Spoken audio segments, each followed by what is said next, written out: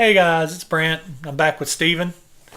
And we've been doing lists today, and we've had a little bit of extra time to get together. And so what we wanted to do is we wanted to do another list, and we decided that we are going to do our just talking about the original four members of Kiss only.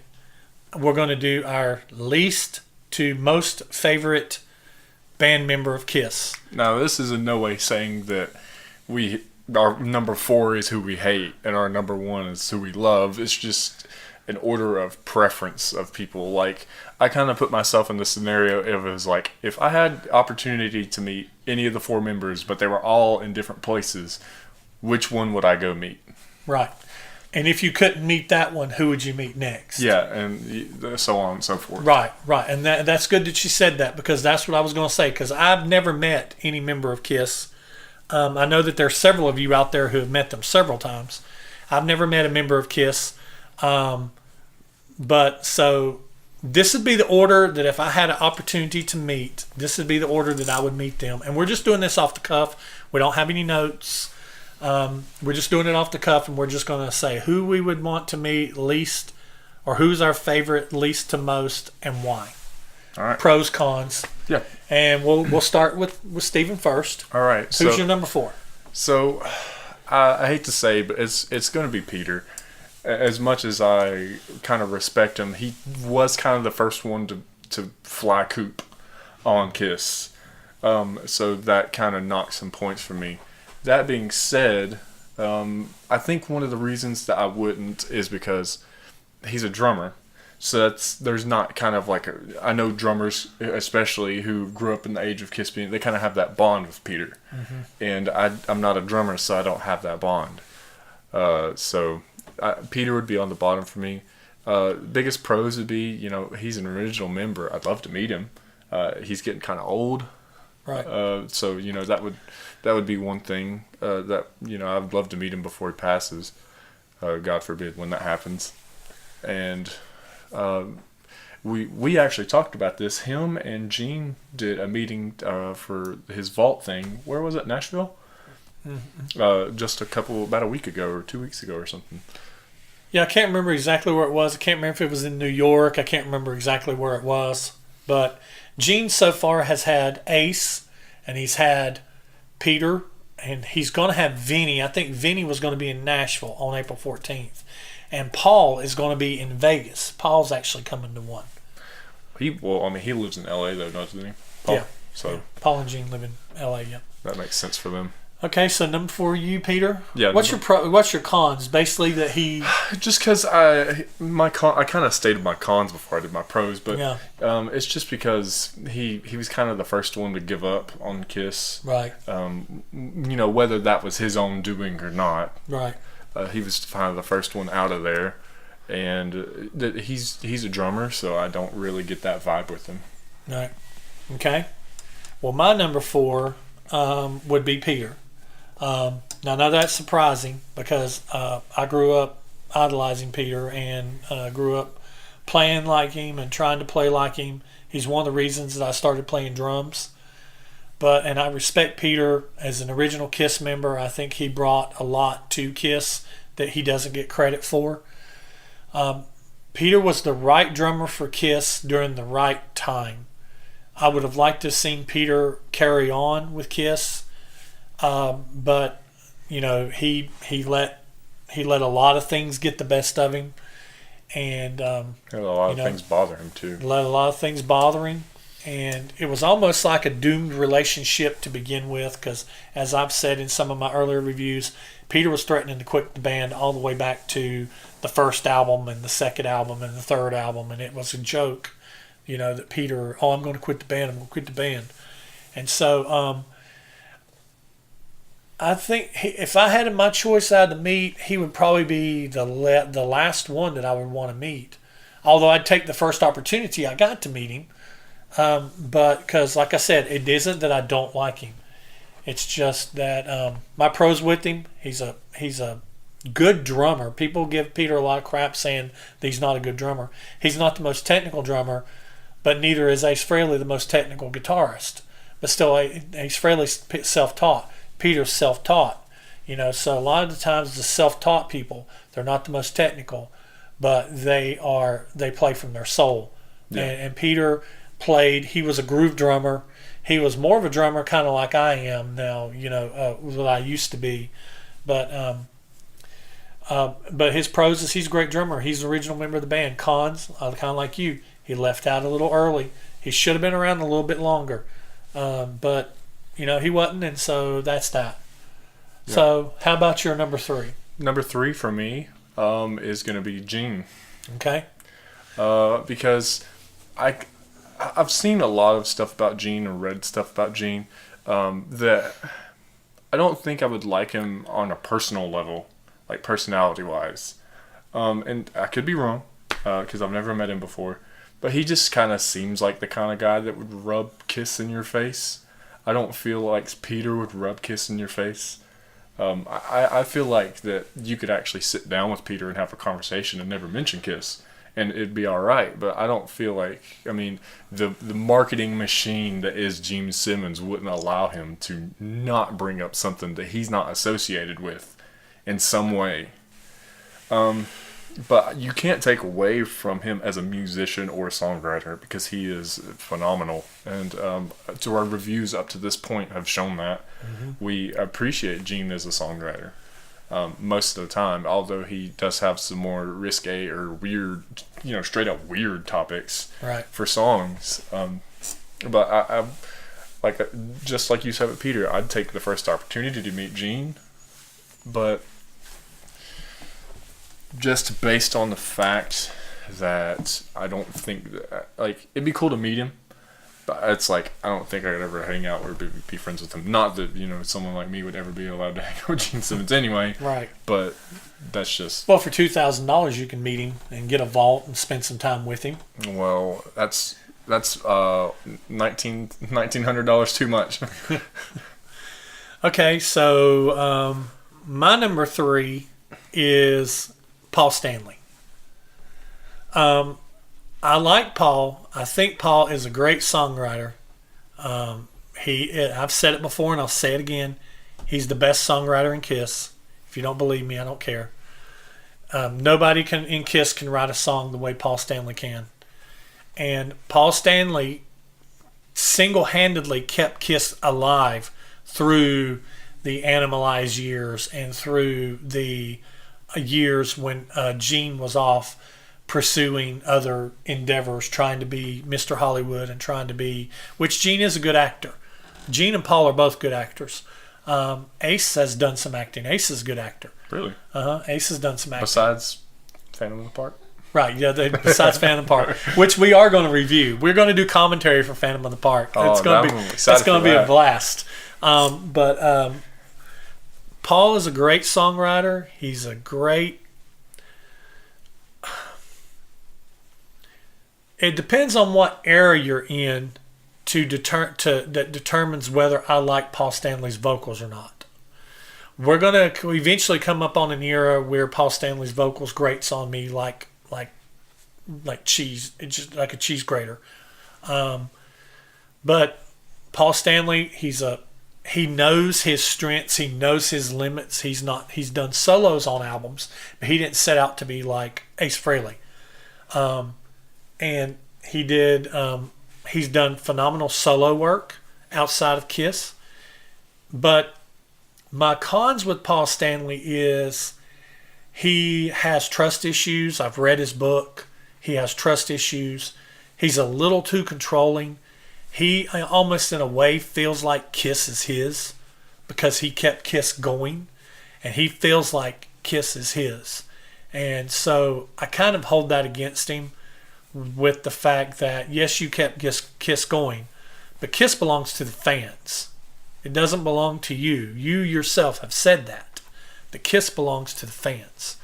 And so sometimes I think Paul keeps Kiss from doing things because it's what Paul wants. And it's kind of like what he says and what he portrays doesn't always line up. And I loved reading his book because I found out that me and Paul Stanley we're a lot alike in ways that we feel about things and the way that we look at things and the way that we process things. And I actually felt closer to Paul after his reading his book and understanding him a little better.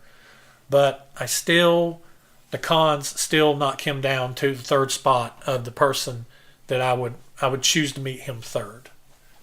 Okay. So number 2 for you. Number 2 is going to be, which, I mean, you can work out from this point who our number 1 will be. But number 2 for me is going to be Ace. Number 2 for you is going to be Ace. Number okay. 2 is going to be Ace. Man, what can I say about Ace? I haven't said other than, like, he is one of the people that inspires. I mean, I have a serious consideration of buying his signature model guitar because I think it looks awesome. Right. The triple cream pickups and stuff. And he's not the most, like you said, not the most technical player, but I really appreciate what he brings forward. He really plays from what he knows. He doesn't try and step outside of his comfort zone most of the time. There is something about Ace. He seems kind of like the old guy that you could go and sit on his porch and talk to And him. he would just ramble on and ramble on and ramble on, and you'd sit there for an hour and not know what the hell he's talking about. Yeah, he seems like that kind of guy. Because I've watched some of his tuition videos, like where he teaches how to play Shockley and stuff like that. And it's clear that he knows what he's doing. But again, I think one of my marks is he didn't really care enough about the band. And I felt like Peter was more so or less pushed out. Peter was fired. Yeah. Ace wasn't fired. And yeah. Ace left. So I don't care what you say. that's Ace was never fired from Kiss. He's never been fired from Kiss. that's my thing. I feel like he gave up. He let his demons beat him. Alcohol definitely, alcohol and booze and coke, but mostly alcohol. Yeah. Back in the early 80s, Ace was he was off the rails. Yeah. He was off the rails. But Kiss knew, but Gene and Paul knew what an asset he was, and they didn't want to lose another original member of the band, that they, even while on drugs, wanted him to stay in the band. It was Ace that left the band because he didn't like the direction that they were going in. Yeah. And Plus, he knew he needed to get himself clean, but even when Ace was still not clean, he was putting out solo material. yeah. And just stepping away from Kiss and looking, if anyone's listened to his most recent solo album that he released in like 2014, if he's released one since then, I don't know about it. But it's really good. It's a guitar player's album. Mm-hmm. It really is. Mm-hmm. It's great. And Paul even makes an appearance on there singing one of the songs. And he plays a lot of the songs on that. He covers a lot of other songs, but he also covers songs that he wrote for Kiss in the album. And they're better, Right. in my opinion. But yeah, my number 2 would be Ace. Okay. My number 2, and you'll be able to draw conclusions who my number 1 is after this, of course. It won't be a surprise. But my number 2 is Ace. Like what Steven said. Ace is just a phenomenal guitarist. He plays within his not comfort. He plays within his. He knows what he's good at. He knows it. He likes his box. He's comfortable. He's comfortable in his box, but yet he will still try new things. And I will say this, and you cannot argue with me, that outside of Kiss, Ace has had the single most successful solo career. Oh, absolutely. None of the other bands' solo careers have come close. Ace has released album after album after album after album. The fact that he's still doing solo material. Yeah, Ace is still doing solo material. And and Ace is such an influence on Kiss. There are people out there that's like, I won't go see Gene and Paul and the cosplayers, but you bring Ace back, I'll buy a ticket. It ain't that they don't want Peter back, because I would want, Peter back if they do one more tour. I just don't think it's feasible for Peter to come back. Yeah, I think Peter has gotten too old. You couldn't make a 70-year-old man play drums for an hour and a half every day for a year, Right. you'd kill him. Right. And Peter's kind of officially retired from performing, but I also know that if Gene and Paul sweeten the pot enough, but that's a whole other video about whether there should be a reunion tour or not. That's a whole other video. We'll get into that Yeah. another time, but I will say that it seems like spirits are a lot more kindred between the original four than Yeah. what they previously have Yeah, been. and I think so too. And it's especially the fact that Ace has been to more than one of Gene's vaults now, and because I've seen videos of Ace at a couple of his different vaults, and that Paul has performed on one of Ace's solo albums, like you talked about. Yeah. And here's the funny thing, that Paul and Ace, they've always had like a camaraderie, but the camaraderie has been stronger between Gene and Ace. And I think a lot of the reasons that's kept the camaraderie from being as strong between Ace and Paul is a little bit of jealousy. Because Paul, with his insecurities, he knows that while he is a better songwriter than Ace, and some people will give me, Ace writes great songs. If Paul Stanley's such a good songwriter, why doesn't Paul Stanley have a better solo career than how does Ace have a better solo career? Because Ace is a better performer. And so Paul needs to be in a band environment to stick out, really. right. So, but anyway, that's neither here nor there. That could be a whole other video in itself. So where does that leave us? It leaves us at number one. Leaves us at number one. Okay, so By process of elimination. so my number two was Ace, and so what's your number? Who's your number one? Be Paul. Paul. Why? Because to me, I'm going to contradict your statement entirely, but to me, he is Kiss. He has the makeup that I probably recognized the most before I became a Kiss fan. Him and Gene, because although you're going to make this point when you talk about Gene, I know you're going to, but when I actually had the misconception at one time that Gene actually was the front man for because I didn't know that. I didn't even know Kiss was a 4-vocal thing. Right. So I was like, that's the guy that sings all the Kiss's songs. To me, Paul is. He is the one who I feel like worked the hardest to keep it what it is. I respect. I totally agree. And I can't dock him for his guitar playing, because what he lacks in lead playing, he makes up in being a human drum machine when it comes to rhythm guitar. Oh, he's an excellent rhythm guitarist. I agree on that. But what would make you want to meet him above? If you could get a ticket to meet one band member, and it was all in the same day, and Paul Stanley was available, and he was available, what would make you choose that ticket over the other 3 tickets? What would be the one deciding factor? I would have to say that, like I said, number one, I think he is Kiss. So, and I also feel like, Paul, and it may just be because I've read his book, but he feels like a really kind of relatable person. Yeah. You read his book, and a lot of celebrities are afraid to humanize themselves. Mm-hmm. And I don't feel like he was. Now, I'm not saying that he wouldn't be kind of like Gene, where he's kind of trying to push his accomplishments in your face, because he probably would. Right. Or he'd be like, I'm Paul Stanley. How you dare you say something like that to me? But he's just in the embodiment of the band to me. I feel like he'd be a really cool guy to see. And I enjoy playing lead guitar, but I feel more comfortable and I have more fun. More importantly, musician, I think you should be having fun above all else. Oh yeah, you play to have fun. Yeah.